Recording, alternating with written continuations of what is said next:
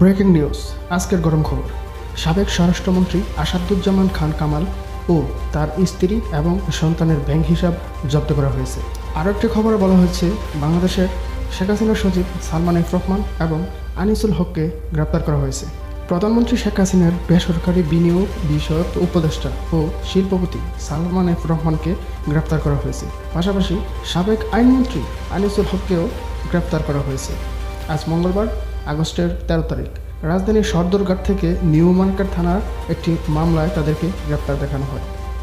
Dhaka metropolitan police commissioner DMP Mohammad Mainul Hasan তাদেরকে গ্রেপ্তারের বিষয়টি কালবেলাকে নিশ্চিত করেছেন। সালমান এফ রহমান ও আনিসুল হক রাজধানীর সদরঘাট এলাকা থেকে গ্রেপ্তার হয়।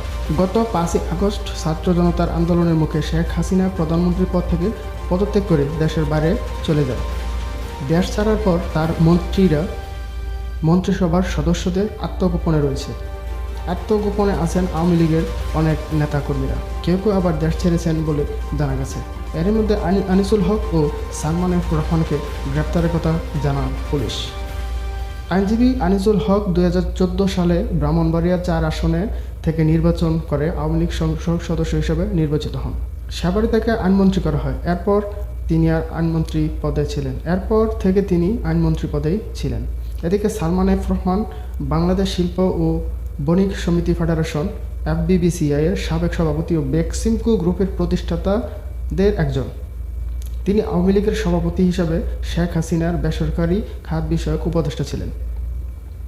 2018 সালের নির্বাচনে সালমান এফ রহমান ঢাকা 1 আসন থেকে নির্বাচন করে আওয়ামী লীগ থেকে সংসদ সদস্য হন।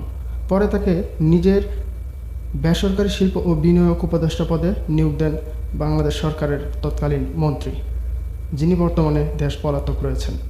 সালমান